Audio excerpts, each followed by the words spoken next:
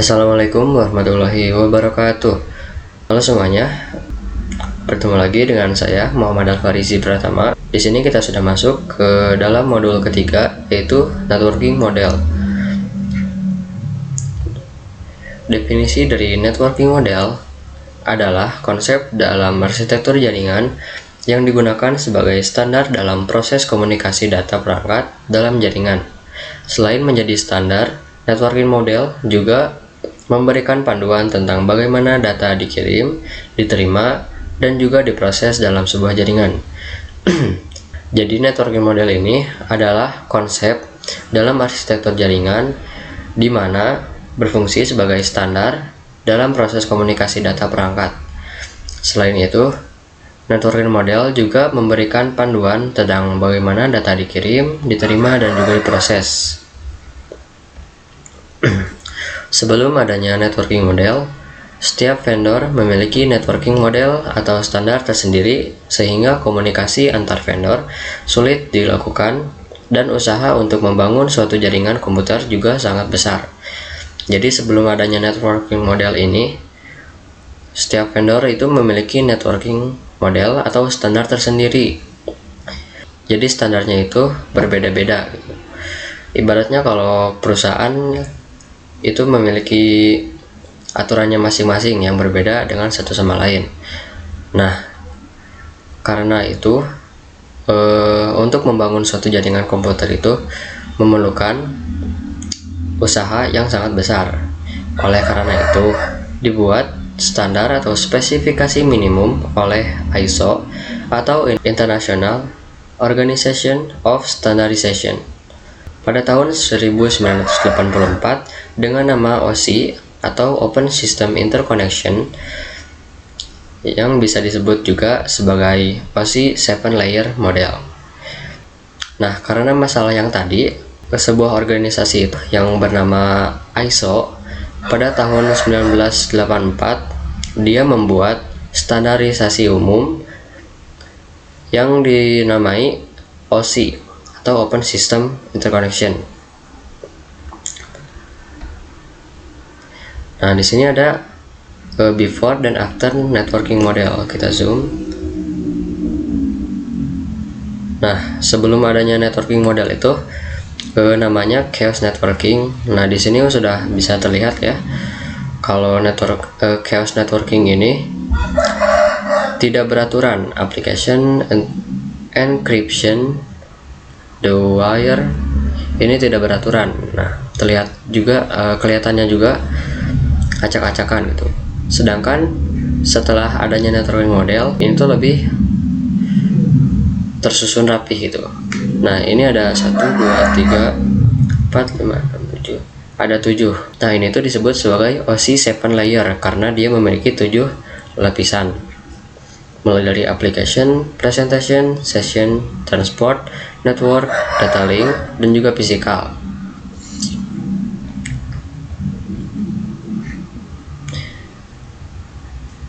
Lalu networking model itu dibagi menjadi 2, yaitu TCP/IP dan juga OSI layer. TCP/IP ini model yang lebih less formal atau lebih kurang formal dibanding OSI layer. Dan bisa dibilang TCP/IP ini bentuk upgrade sekaligus ringkasan dari OSI layer. Nah, TCP/IP ini yang sering digunakan untuk saat ini. Dan OSI layer adalah model yang lebih kompleks. Maka dari itu, OSI lebih sering digunakan untuk kebutuhan edukasi. Jadi si OSI layer ini lebih kompleks dan lebih banyak dibanding TCP/IP. Oleh karena itu, TCP/IP lebih sering digunakan dibanding OSI layer karena ini lebih ringkas dan juga mencakup semua materi yang ada di OSI layer, namun dibuat lebih ringkas saja. Lalu OSI layer juga perlu kita pelajari karena kalau kita langsung pelajari tentang TCP/IP, kita tidak tahu dasarnya dulu. Dan dasarnya itu OSI layer. Dan TCP/IP itu kan di sini dituliskan upgrade atau ringkasan dari OSI layer. Nah, gimana kalau misalkan kita belajar tentang upgrade-nya tanpa tahu dasarnya terlebih dahulu. Oleh karena itu, kita akan jelaskan OSI model itu dikembangkan oleh ISO atau International Organization for Standardization sebagai kerangka kerja untuk menghubungkan sistem yang berbeda dalam jaringan. OSI layer memecah proses komunikasi menjadi 7 lapisan dari fisik hingga aplikasi untuk memberikan standar komunikasi yang konsisten. OSI model ini dikembangkan oleh ISO. Fungsinya sendiri sebagai kerangka kerja yang menghubungkan sistem yang berbeda jaringan. OSI layer ini diklasifikasikan menjadi 7 lapisan. Dari mulai fisik hingga aplikasinya. Nah, lalu apa itu TCP/IP? TCP/IP ini adalah model atau protokol internet yang dibuat oleh DoD atau US Department of Defense, yang merupakan dasar dari jaringan internet yang didesain lebih sederhana dibanding OSI layer yang memiliki 7 lapisan. TCP/IP memiliki 4 atau 5 lapisan yang merupakan gabungan fungsi dari beberapa lapisan yang ada di OSI layer. Jadi si TCP/IP ini itu model protokol yang dibuat oleh Department of Defense dari US. Si TCP/IP ini itu merupakan dasar dari jaringan internet yang lebih ringkas daripada OSI layer. Nah, OSI layer ini memiliki 7 lapisan, sementara TCP/IP ini ada yang memiliki 4 dan juga 5 lapisan. Seperti itu. Nah, ini bisa kita lihat perbandingannya. Ini untuk OSI layer ada application, presentation, session, transport, network, data link, dan physical. Sementara TCP/IP untuk poin application, presentation, dan session itu digabungkan menjadi satu poin, yaitu application saja. Dan tentunya di sini sudah mencakup tentang presentation dan sessionnya juga. Lalu yang keempat ini di OSI layer itu transport, sama TCP/IP juga. Lalu di model OSI yang ketiga itu network, dan TCP/IP yang 4 layer itu internet. Lalu TCP/IP yang 5 layer itu network. Lalu yang kedua ada data link dan juga physical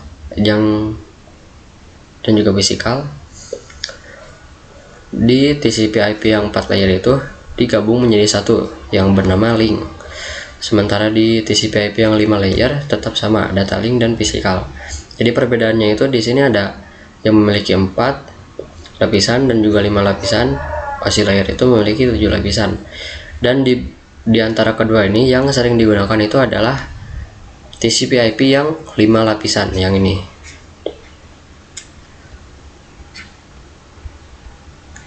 Selanjutnya ada cara kerja dari TCP/IP.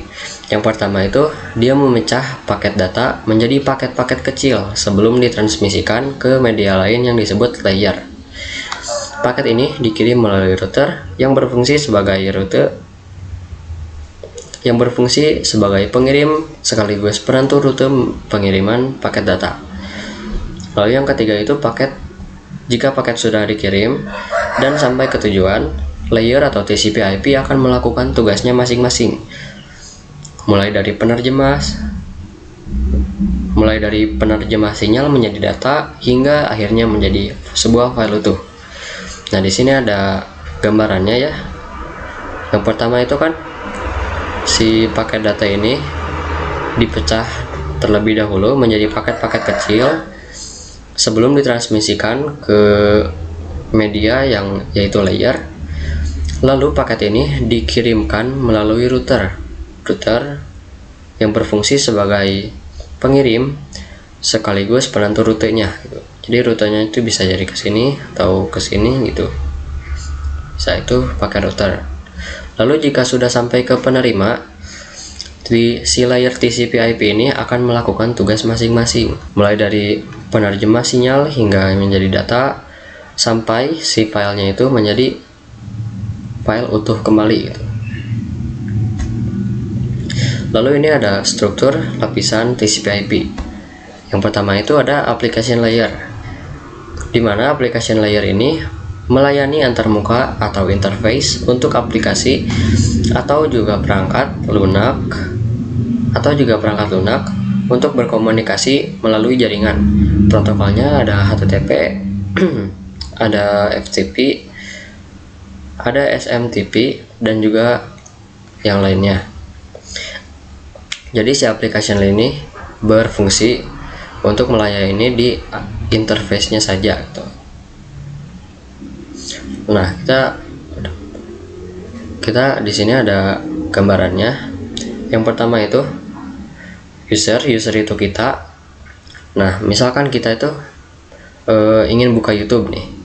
Lalu di URL ini untuk kolom pencarian misalkan kita tulis YouTube atau youtube.com gitu. Terus nanti si URL ini akan dikirimkan ke browser, yang dimana browser ini berfungsi sebagai translate URL ini ke HTTP request. Nah, HTTP request ini dikirimkan dari browser ke web server. Nah, web server ini yang mengelola website atau juga server gitu. Nah, si web server ini mengelola HTTP request ini. Setelah dikelola itu, dia langsung tahu apa yang kita cari gitu. Lalu setelah itu websitenya itu akan merespon melalui HTTP respon dan juga di-render ke ke browser. Lalu setelah di-render ke browser, baru ditampilkan ke display layar gitu. Jadi simpelnya itu kita cari misalkan YouTube. Nah, pencarian kita itu dikirim ke browser. Lalu YouTube tadi ditranslate oleh browser menjadi HTTP request. HTTP request ini berfungsi agar server bisa tahu apa yang kita cari gitu. Lalu nanti dicari oleh server websitenya, dan sudah ketemu, dikirimkan melalui HTTP respon. Setelah HTTP respon ini masuk ke browser, dia bakal render, atau istilahnya render itu kayak loading dulu lah. Sudah loading itu, lalu bakal ditampilkan ke display atau ke layar kita, itu bakal tampil. Untuk caranya sendiri nih seperti ini contohnya. Nah, kita mau buka YouTube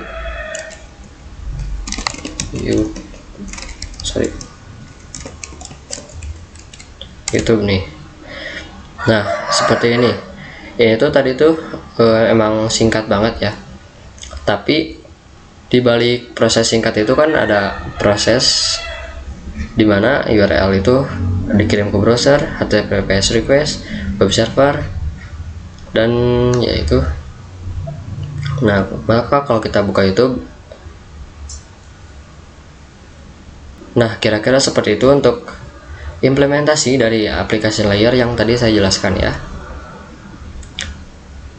Lalu selanjutnya kita bahas tentang transport layer. Transport layer ini mengatur pengiriman data dan memastikan keandalan komunikasi antar aplikasi pada host yang berbeda. Protokolnya sendiri ada TCP dan juga UDP. Nah, jadi setelah dari application layer ini, kita lanjut ke transport layer. Di sini fungsi transport layer ini untuk mengatur pengiriman datanya serta memastikan keandalan komunikasi antar aplikasi. Nah, protokolnya sendiri ada TCP dan UDP ya. Untuk TCP itu singkatan dari Transmission Control Protocol. TCP ini menggunakan koneksi, datanya dikirim berurutan dan mencegah macet serta mempermudah dalam menemukan dan memperbaiki kesalahan. Namun, sisi negatifnya terdapat banyak komunikasi dua arah, sehingga membutuhkan waktu lebih lama. Sementara UDP ini singkatan dari User Datagram Protocol. Dia ini tidak berbasis koneksi, tanda pengenal atau nomor urut, tidak tidak mengoreksi kesalahan pengiriman, serta tidak peduli apabila paket hilang. Dan positifnya, UDP ini mengirim data lebih cepat daripada TCP. Jadi perbedaannya itu, TCP ini dirancang lebih aman. Istilahnya sendiri kayak aturannya itu lebih ketat daripada si UDP. Dia mencegah paket data hilang, macet, dan lain-lain. Namun, karena itu, dia itu membutuhkan waktu lebih lama daripada UDP. Sedangkan UDP itu lebih cepat dari TCP, namun dia tidak peduli jika ada kesalahan dan juga paketnya hilang. Jika paket hilang atau ada kesalahan, dia tuh gak peduli. Yang penting cepet gitu loh. TCP ini. Dan untuk tadi juga di transport layer ini, dia itu bakal dipilihin kalau misalkan kita cari website, dia bakal pilihin sendiri ini tuh cocoknya TCP atau UDP gitu loh. Jadi kita gak perlu pilih sendiri. Lalu yang selanjutnya ada network layer. Network layer ini adalah lapisan jaringan yang merupakan proses di mana setiap perangkat komputer ini diberi identitas berupa IP address. Pemberian IP address ini perannya itu sebagai alamat dan juga berguna untuk mengoneksikan sejumlah perangkat dalam jaringan. Selain itu, IP address juga dapat mencegah terjadinya kesalahan alamat ketika dilakukan pengiriman paket. Protokolnya itu ya IP address. Jadi di network layer ini itu merupakan proses pemberian alamat pada masing-masing perangkat dengan IP address. Si IP address ini berfungsi untuk mengkoneksikan sejumlah perangkat dalam jaringan. Selain itu, juga dapat mencegah terjadinya kesalahan alamat ketika dilakukan pengiriman paket. Nah, di si IP address ini memiliki dua fitur yang sangat penting, yaitu addressing dan routing, di mana fungsinya sendiri sebagai menangani konektivitas dan pemilihan jalur. Setiap perangkat juga memerlukan alamat unik di jaringan. Nah, IP address ini memiliki dua fitur yang sangat penting, yaitu addressing dan routing. Fungsinya itu untuk koneksivitas dan juga pemilihan jalur.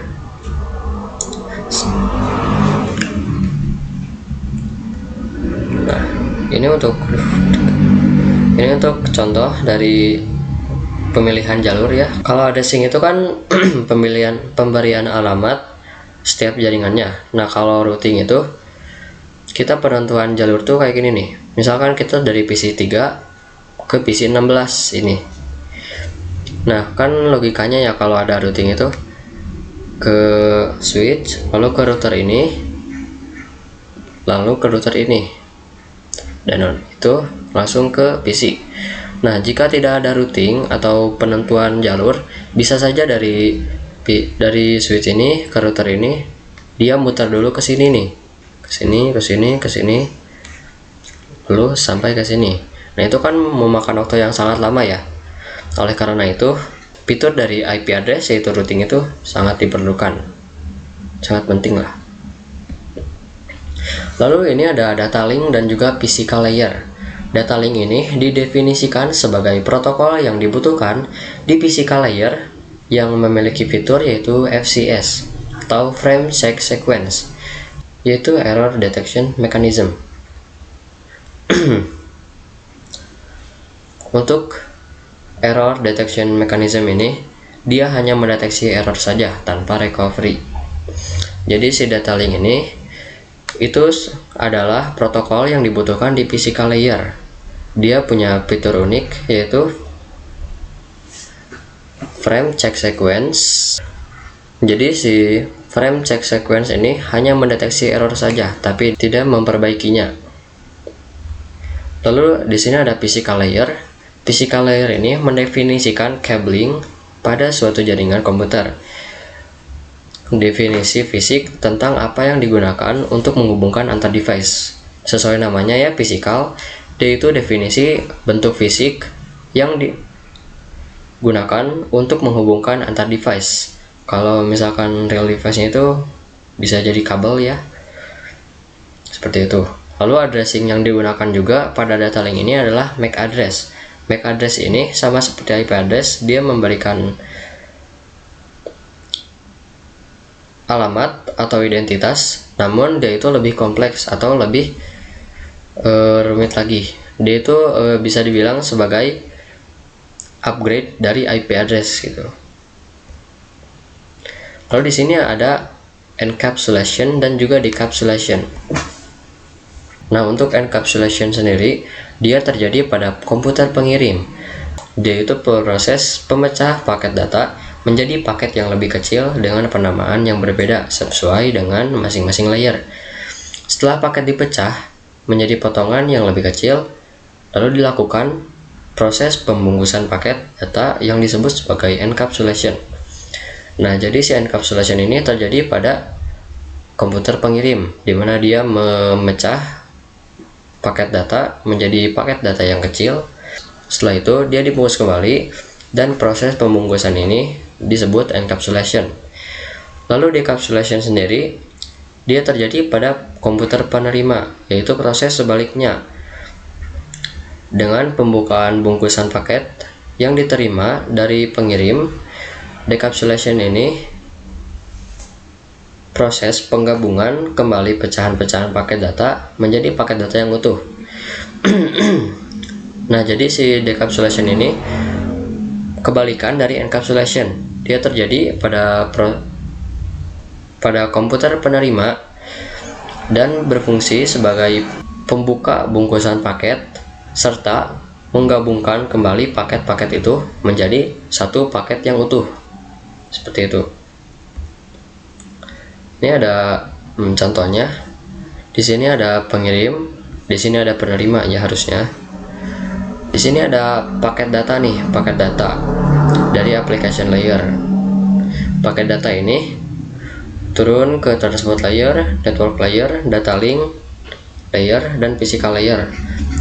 Lalu di sini itu ada proses yang namanya pemecahan paket data. Jadi satu data utuh itu dipecah menjadi data kecil sesuai dengan layer ini nanti. Lalu setelah dipecah menjadi data kecil, dia lanjut ke proses pengiriman paket data yang berbentuk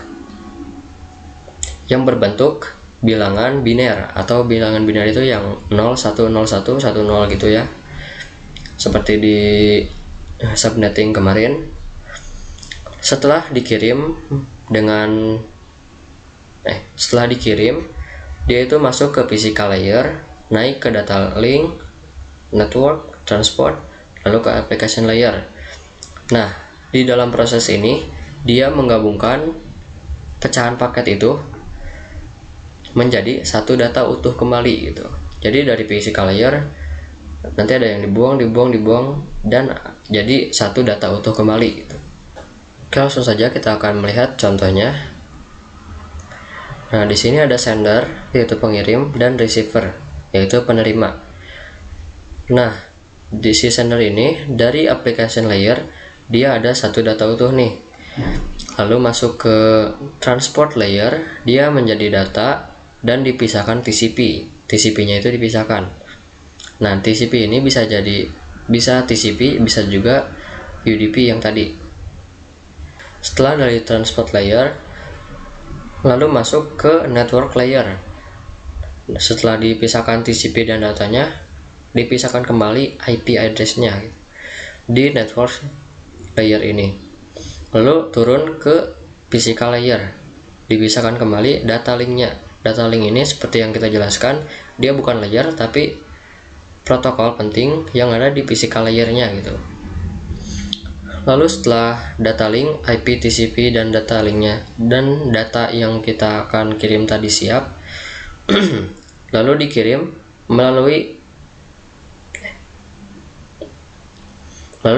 ke receiver dengan wujud yaitu bilangan biner.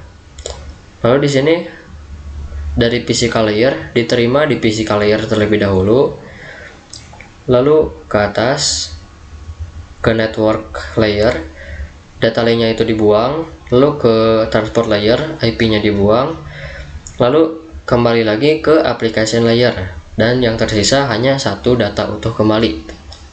Seperti yang kita jelaskan, dari sini tuh satu data utuh dipecah menjadi data yang lebih kecil, dan saat dikirim data-data kecil itu dibungkus kembali menjadi satu data utuh. Ini untuk encapsulation dan decapsulation. Di sini juga ada nama-namanya, yaitu untuk TCP data dan data itu namanya segmen, IP dan data itu paket. Ini ada LH, data, dan LT itu namanya frame. Seperti itu nama-namanya. Oke, baik, untuk video kali ini saya cukupkan sekian. Saya sudah bahas semua materi yang ada dalam modul ketiga ini, dan semoga kalian dapat memahami apa yang saya sampaikan dan juga dapat bermanfaat untuk kalian semua. Terima kasih, saya Muhammad Al-Farisi Pratama. Pamit undur diri. Wassalamualaikum warahmatullahi wabarakatuh.